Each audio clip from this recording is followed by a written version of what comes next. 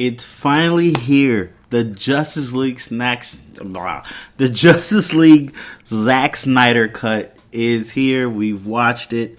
This is a movie that has been in like 4 years in the making, kind of. People petitioned Warner Brothers for this, posted, yelled at them. We got Josh Whedon / Zack Snyder vision in the theaters. People did not like it. A lot of people did not like it. I thought it was okay. I was entertained for what it was. But people wanted to see Zack Snyder's vision, and we got it in 4 hours. Yes, 4 hours. It released on HBOMax. This is my review of the movie. Before we drop and get into that, go ahead and hit 5 stars. If you're listening to this on audio version, whatever podcast app you're listening to, hit 5 stars, give some feedback. That'd be greatly appreciated. Also, if you're listening to the YouTube version, go hit the like button. And while you're there, you might as well hit the subscribe button. You're already there. Go ahead. Go and push it. It's okay. I won't tell nobody. But yeah, hit us in the comment down below. That's my phone vibrating. Comment down below how you felt about the movie. This is going to be spoiler filled. We're going to talk all the spoiler stuff. So if you haven't watched the movie and you got 4 hours and 20 minutes to kill, go watch it and then come back and listen to us chat about it. Yeah, that's pretty much it. Intro out the way. Let's go ahead and dive into this, guys. So, quick synopsis of the movie.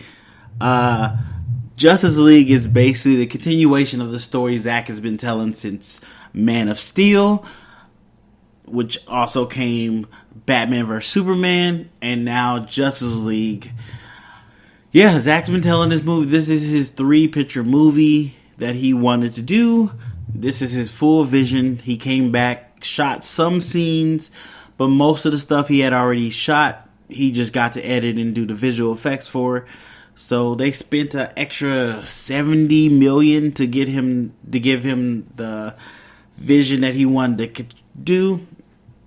And we're gonna try to get into it. Quick thoughts. It's long and unnecessary. I'm gonna be honest with you. It was long and unnecessary. The real question is, did we need this Zack Snyder vision of Justice League, or could we just let what we saw go on? There are clear differences between Zack Snyder's vision and Josh Whedon's vision of this movie. There's clear differences. Some of it is just a lot more slow-mo in Zack's vision. And I mean a lot of slow-mo. Like, Lois Lane is doing slow-mo getting coffee. Like, why?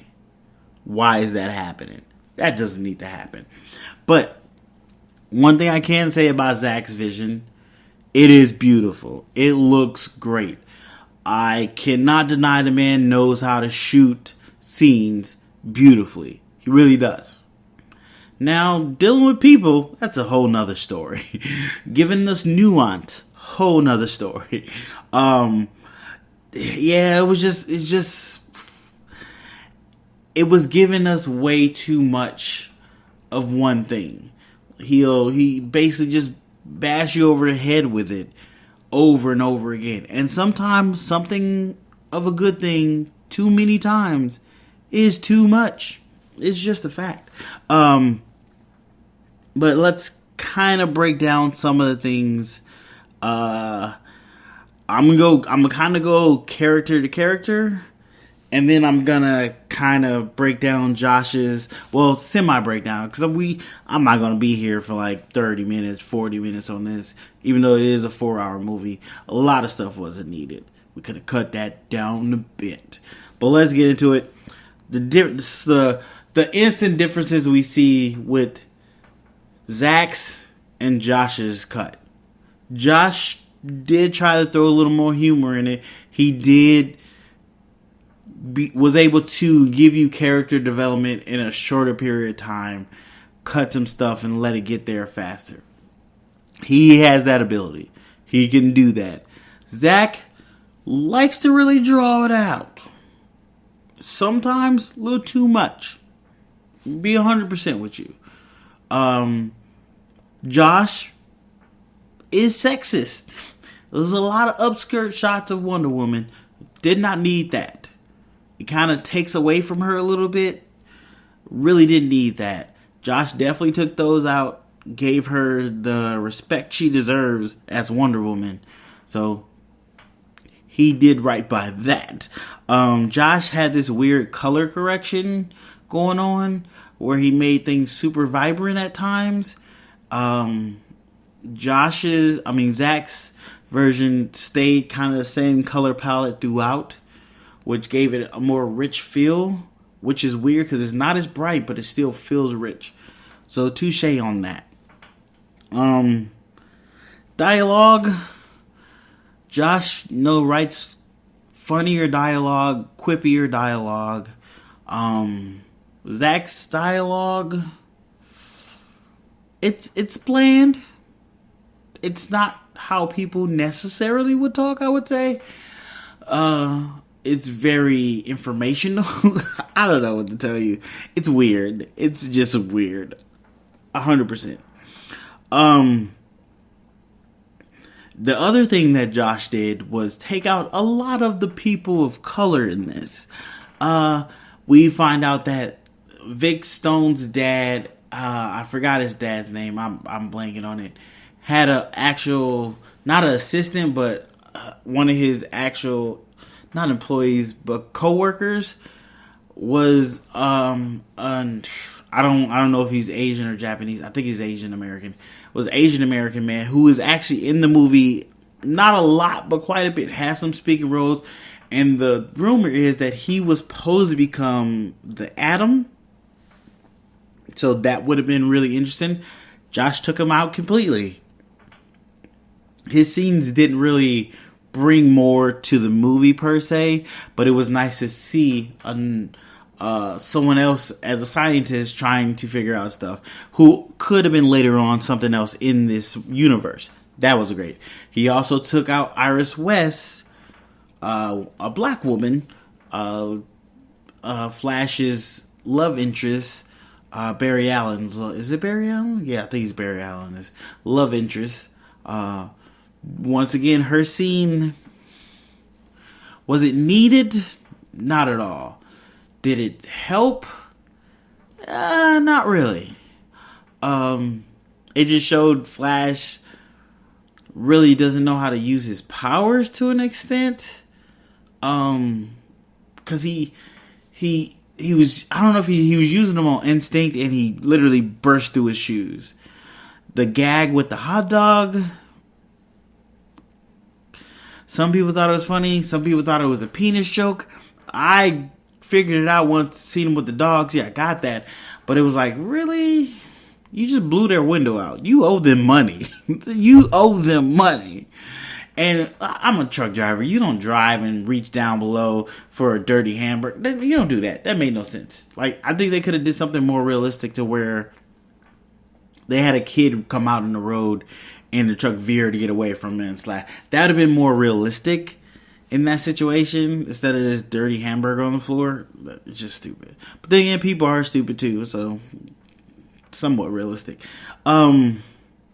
He also took out more of Vic's father. Vic's father has a lot more to do in Zack's version than Josh's version. And Vic's father is really good. I forget his name. Oh, he's the dude from Terminator 2. So he pretty much plays the same role. He's a scientist, did some stuff, trying to cover it up, ends up sacrificing himself, which I don't even know why he had to sacrifice himself. I get it, movie sacrifice makes sense, but he didn't have to do that. He could have just put the box there, let the light hit, and not be in the same vicinity of it. Easily done. Some people are saying Zack's is more team-based. You can see them come together as a team. Realistically, no. They're not a team. Superman is their big weapon. Superman came back and did some stuff. And then everybody else follows Superman. That's what happened in both of them. At the end of at each one of these, Superman is the deciding factor. He beats up Steppenwolf. Steppenwolf was handing everybody their butts. He was taking everybody out. Wonder Woman, Aquaman, Batman, Flash, Steppenwolf, no problem. He had no problems with them. The only person he had problems with is Superman. They didn't come together as a team, really. They somewhat did a combo move, but I wouldn't even call it a combo move because Superman did the work and they just cleaned up after him, realistically. So I can't say either one of the movies they were a team. It was actually a team movie. Because their big gun is Superman, 100%. As a team, you brought him back, maybe, but you guys weren't all on board on bringing him back either. Just to be 100%. Yeah, it's just so long. There's so many shots of people peering up at the sky. Slow-mo shots of that. We have a slow-mo shot of Lois drinking coffee. Just unnecessary. But I do like that it picks up right after Batman vs. Superman. It picks up right after Batman vs. Superman, where it ties everything back to Superman, though. That's the thing I don't like. Stop tying everything back to Superman. His scream opens up the mother boxes. Like, no. Come on. The fact that we had two Kryptonians fighting in the city. They snapped his neck, and that big shockwave of him getting his neck snapped didn't wake up the mother boxes. Why is Superman's scream wake up the mother boxes? Makes no sense. I mean, I guess you can say Superman's stronger than Zod because he's been absorbing the sun for longer and it's all in his body. Cool, whatever. But still, no need to tie it back to Superman. No need. But if you don't know, yeah, Superman opens the mother boxes, which calls Steppenwolf to come to this planet to get the mother box and retrieve them. Let's go into characters. So first, Batman. Batman is still Batman. We lose the scene of him on the roof with the parademon in this. I thought that was a decent scene. It shows Batman being a detective. That's one thing in this. You lose Detective Batman, but you also lose Jackass Batman. Because in Whedon's versions, Batman was a dick to Wonder Woman. He 100% was. He's not like that in this, but still have that same problem. Him going around as Bruce Wayne, pretty much telling everybody he's Batman. What's the point of having a secret identity if you just tell everybody? Yeah, that makes no sense. You also lose a key moment in Whedon's Justice League where Batman has Lois come with him when they're resurrecting Superman. That is his contingency plan. He knows out of anybody, she can stop him if he goes bad. You don't do that in Zack's version. Lois just happens to come upon them. So if she didn't come, Superman would have killed them all. He would have killed Batman first and then killed the rest of the Justice League. So at that point, your movie's done. There's two giant movie-ending plot holes in Zack's. Giant ones that people kind of try to act like it happened. That first one is Batman. When they brought back Superman, if he didn't bring Lois, if Lois didn't happen to walk over there, Superman would have kept going on his rampage and murdered them all. But we're talking about Batman still. We'll get to the other one in a second. Yeah, but all in all, Batman is still Batman. They have Batman running on hope. Batman's never run on hope. He's never been like, well, we're just going to hope it works out. That's not Batman. That's not Batman. Batman is all about knowing the variables, having plans on top of plans. He don't do nothing without a plan. He not hoping for the best. That's not Batman. And he had this whole issue of he felt like he was the one that did wrong to Superman. And he has this guilt of trying to bring him back or making it right, which is weird. That's not Batman either. Batman doesn't operate like that. And it feels like Zack doesn't understand how Batman operates. We can tell by the other movie he didn't understand how Superman operates either. So 2 for 2, not good.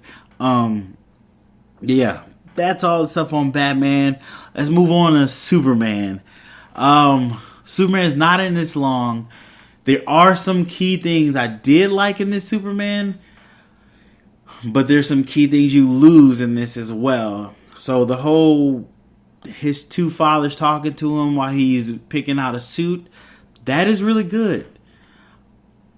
Unfortunately, one of his fathers told him not to be who he was. Like, they changed the wording, because I'm pretty sure, what is his name? I forgot his name. Superman's Earth Dad, we're just call him Earth Dad because I blanked on his name right now. Paul Kent, that's not his name. He was, when that tornado thing, he told him, no, don't do that. You need to stay hidden. Like, you told him not to be who he is. But then in this flashback, they're telling him he's saying be who he is. So that's kind of confusing. But they also give him the black suit. They don't really explain why they give him a black suit. In the comics, he gets a black suit to heal his body. In this, it was just, I think I'm going to pick this suit this time. No rhyme or reason to it. I wish they'd had more reason to it. You also lose the moment in Zack's Justice League when Superman at the end fight is fighting Steppenwolf and he goes off to save people, which, yes, that was still terrible having people in this nuclear zone, but he goes off to save them and he is happy. Like when Superman comes back after Lois and he calms down and he realizes who he is, he comes back happy. Like, that is Superman. He's happy. He has hope. He's joyful. That's the one thing I really like in Josh's version. He made Superman happy again. He wasn't depressed. He wasn't sad. Woe is me.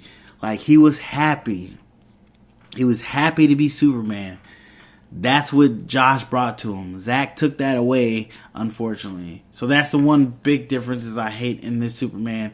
Like, that was the first time I started to like Henry Cavill as Superman in Josh's version, because he was a happy Superman. Like, nowhere in any of Zack's Superman run, the whole time from Man of Steel till now, was he actually happy. He was just there, and mostly there, sad and depressed. Bro, you can fly. Why are you sad? Come on. Yeah, I get it. Last year, kind. I get that. But you have plenty of time to deal with that. Plenty of time. You are a hero. You got a girl. You might have a baby. But you good. You good. So that's the only things I kind of was upset about Zack's version with Superman. He wasn't happy anymore. Steppenwolf. He has a different design. He got this. The armor is kind of cool. I give it to you. The armor is cool. The way it moves kind of on its own. The way he did with the arrows he got hit with. Kind of cool. Look cool. He has a little better dialogue.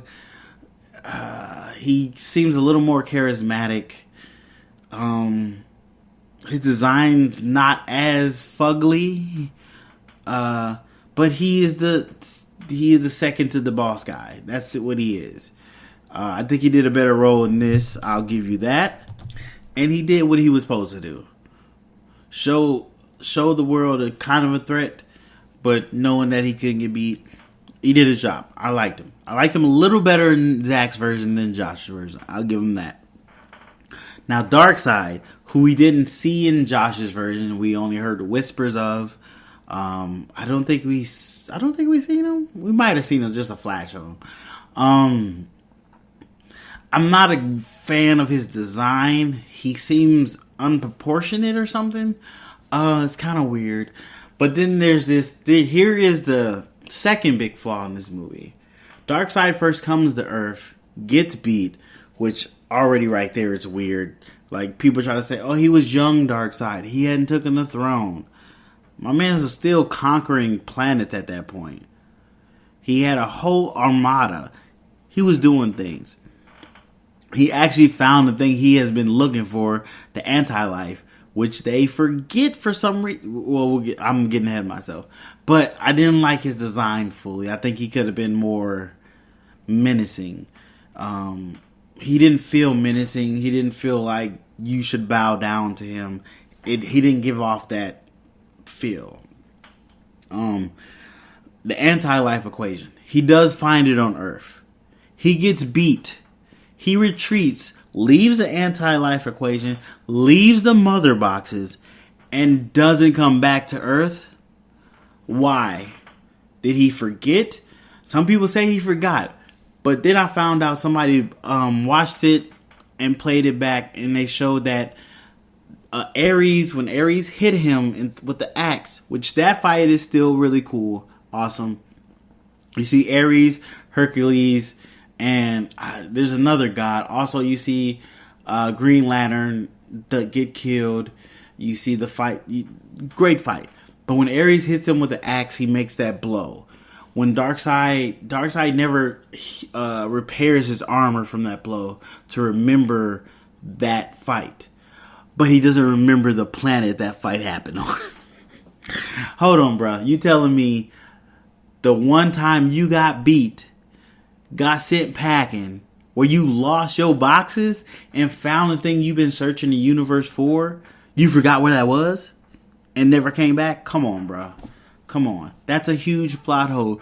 If he would have came back 10 years later, he would have got the anti-life, destroyed the planet, made it another apocalypse, and we wouldn't be here. Superman would have never landed there. Wonder Woman would have died on that planet. Batman would have never been born. All that would have happened. So that's a huge plot hole. Huge plot hole that they don't really. They try to explain it to her like, oh, it was a what do you say? Not rumor, but myth. It's not a myth. It happened. It happened. He knows it happened. We know it happened. And we just act like it. So that was a big, huge plot hole. But you do see Darkseid's minions, Granny Goodness. What is this? What's dude's name? Seeker, Darkseid, whatever that guy named that was talking to Steppenwolf. Reckless, just talking to Reckless. Like I told you, he wouldn't be able to do it. Just Reckless. Like I'm not really scared of Darkseid coming at this point. Like not really. To be honest with you, no, I'm not saying we gonna see it because they're not making. I don't think they continue with the Snyderverse, so we don't have to worry about seeing this version of Darkseid per se. Other characters, Cyborg. I still like Cyborg. Like that was the person I liked the best in the first one. I liked Cyborg. I thought he was cool. I loved Ray Fisher, the way he did it. I can understand why he's upset and wanted to go through all the things he wanted to go through with the investigation and stuff, because they did him wrong. Of course, his scenes got extended. You got more of his story. I still got the gist of his story in the first one. This just do some stuff on. Some stuff was cool to see. The football scene is beautifully shot. It is beautifully shot. I'll give it that. The whole money scene where he's in the internet, the concept is cool. The scene itself, I didn't feel like I needed it. Because I already understood his character, that he is willing to help. I already understood that.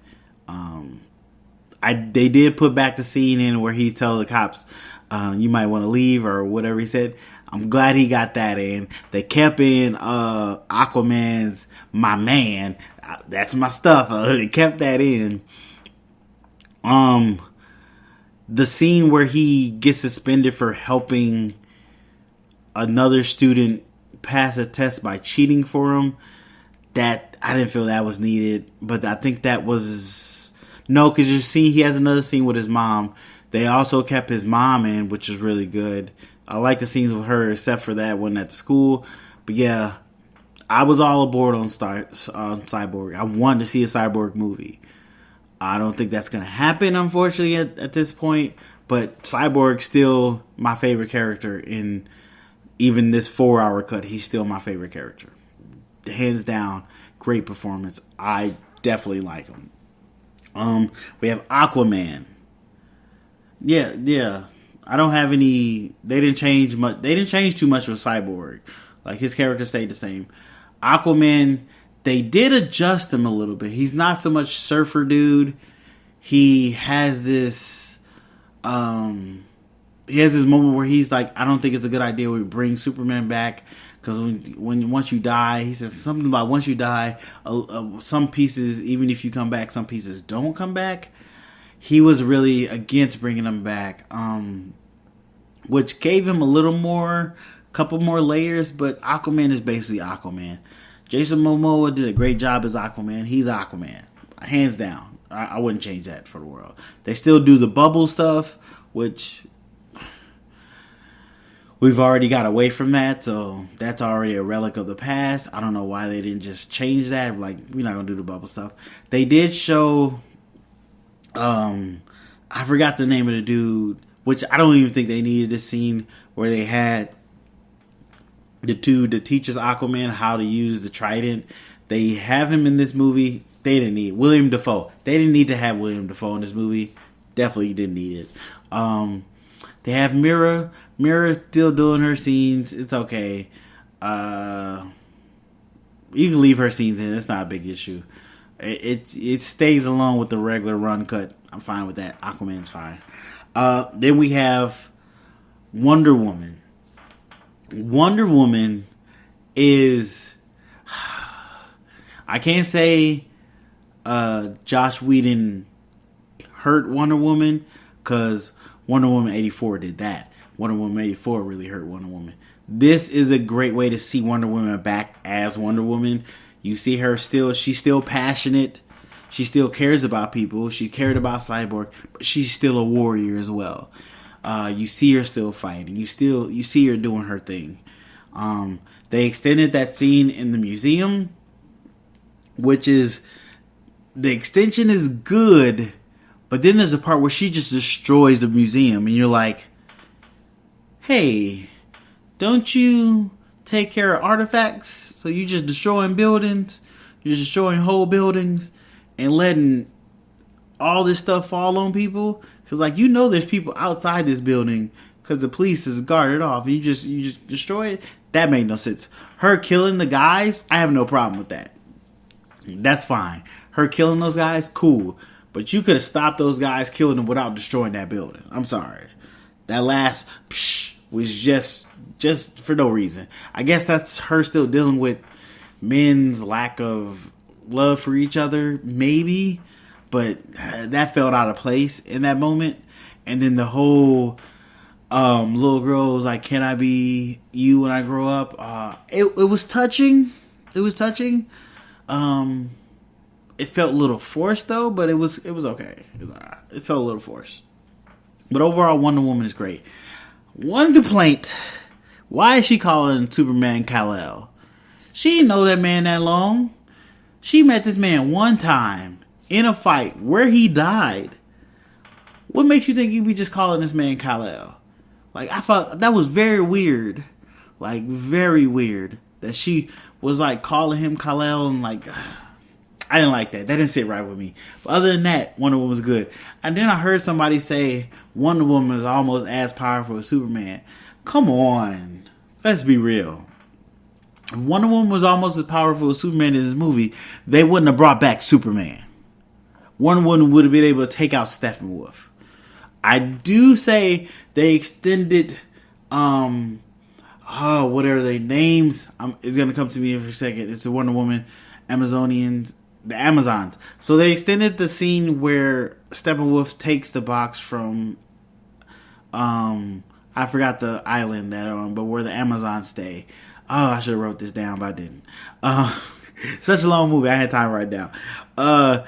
He takes the box. They extended the scene and they change it to where Wonder Woman's mother does something to make the dome that the mother box is being held in falls off a cliff into the water. And there's a moment where she looks back right when she's about to do it. And that evades the emotion that she's not only about to sink this, she's also going to kill the people or her female companions in the process of this. That was touching. I give it to that. That was touching. I was okay with that extension. But if this guy is so powerful, why do you think that would work? It also begs a different, maybe they need to upgrade their systems. Because swords and spears are not doing it. I know Amazons are slightly more stronger than regular human beings. But Wonder Woman is a demigod, so she's way more stronger than them. So her using a sword is a lot more different than them using a sword. Just something to think about. Yeah, and then we have Flash. Yeah, you heard that silence? Yeah, that's what I feel about Flash. I dislike Ezra Miller passionately being Flash. He's still annoying. He's the comic relief, but he's not funny. Like, at no point in his lines funny. There's only one line that's funny, and it's not even him delivering it. It's somebody else delivering it about him with the whole hat thing. Jason Momoa did that amazingly. Flash was just there. They still have the grave digging scene. And so this is why I feel like the Iris West scene didn't need to be in there. Because after that scene, he kind of seems like he likes her. But then there's a scene where he is talking to Cyborg about Wonder Woman. And he's like, you think she'll go for me? And it's like, wait. Weren't you supposed to be into Iris? I get it, the first time you met him, blah, blah, this. But that would, if you would have just made him interested in that girl, that would have gave him a reason to want to save the world. That's just easy writing. A reason for wanting him to save the world. He still trips too much. For a guy that moves fast, shouldn't be tripping like this. Sorry. They use his time traveling, which is it's different now because we think of time travel differently now. So now there is a whole nother. The way we used to think of time travel, you just change time, but now we see it as you changed everything. So you going back in time messed that up. So it's really weird. I'm not saying he can't do that. We know he can. And I'm okay with it. But I really wish they wouldn't have used it in this. That's another thing with Zack Snyder. He tries to cram too many things in.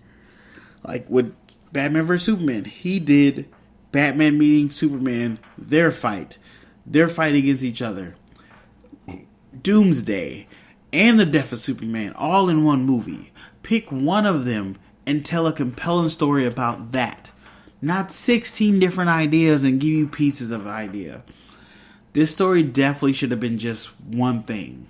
The Justice League coming together fighting Steppenwolf. Now you kind of have Flash in there with his powers. His time traveling powers, which he used twice, I think. Because he time traveled when they were using it to bring back Superman, and he time traveled at the end, which it wasn't very clear that's what he did. So even with you doing this, you still didn't make it clear that's what he did. Some people could be confused in it.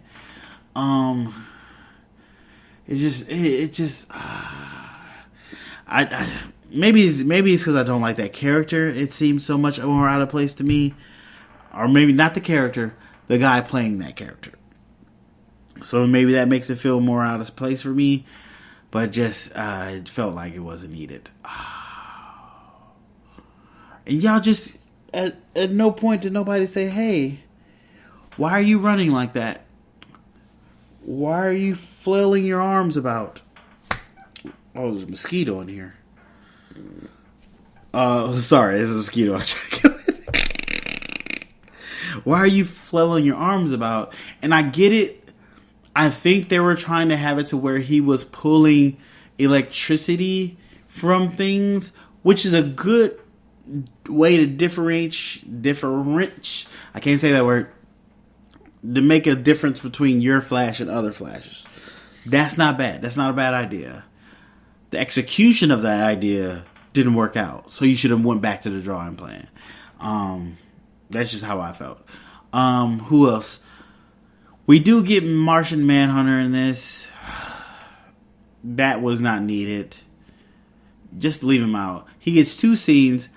One scene where he pretends to be Martha, and he's going to comfort Lois, who we find out might be pregnant, and is real sad. It hasn't been back to the Daily Bugle since Superman died, which is understandable. Superman died. The love of your life died. I get that. But him, why are you going to her? You know they about to fight this alien monster. Why you ain't going to them? Why you ain't helping them? And at the end, after they did all the work, you come back and be like, hey, Batman, next time you guys are dealing with this kind of threat, I'll be here to help. Hold on, bro. You been here the whole time and you didn't help? Why? Because he... If the theory is correct, he was actually in Man of Steel.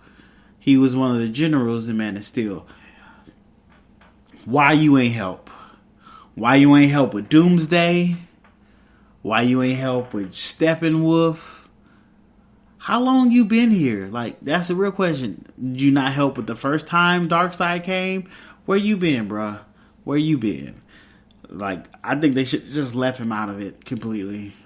Honestly. Definitely left him out of it. Alfred is still Alfred. Still mean. Kind of a dick to Bruce. But it's a different look for Alfred. I'm okay with that. And that's pretty much the movie. We do have the extended nightmare scene. It's kind of cool, but not necessary at all. So let's just talk about it a little bit. So in the extended nightmare scene of Bruce's, because he is a vision, he has another vision for him. He wakes up, but in the vision he sees himself, Cyborg, is it Deathstroke, Mira, the Flash, and Joker are in this wasteland trying to hide from Superman. But they're talking a lot. And Batman and Joker have this whole conversation about how Batman doesn't ever want to sacrifice himself, and we wouldn't be here if he just sacrificed himself instead of sacrificing other people, which is true. I get that. But it's like Joker would never work with Batman. Even at the end of the world, that wouldn't happen. So that's stupid. At least I don't think he would. Knowing the character from what I've seen him in, I don't think he would. But they're doing all this conversation, and you're hiding from a guy that has super hearing. Why are you doing this? And you're out in the open. And of course he finds him, and he's about to go wreck shop. And that's the end of the scene. It's another look at Jared Leto's Joker. It doesn't improve on it in my opinion, but some people think it's great. Yeah, like I say, it is not better than the theater release version. It's not worse than it. It's just slightly less annoying at times, but definitely way too long. So that's my review of Zack Snyder's Justice League. Hit me down in the comments if you're watching this on YouTube. How did you like it? What did you like? What am I wrong about? Let me know. Let's have a friendly debate. Don't be coming at me or I'll come at you. Real talk. But yeah, let me know. You can also hit me up on Instagram, Twitter, BlackieCool, everything. All of the social medias. Thank you guys for listening. I will be dropping a podcast later on today. I did this earlier. So check out the podcast, BlackieCool Podcast. Check that out. Alright guys, thanks for listening, and I'll see you in the next one.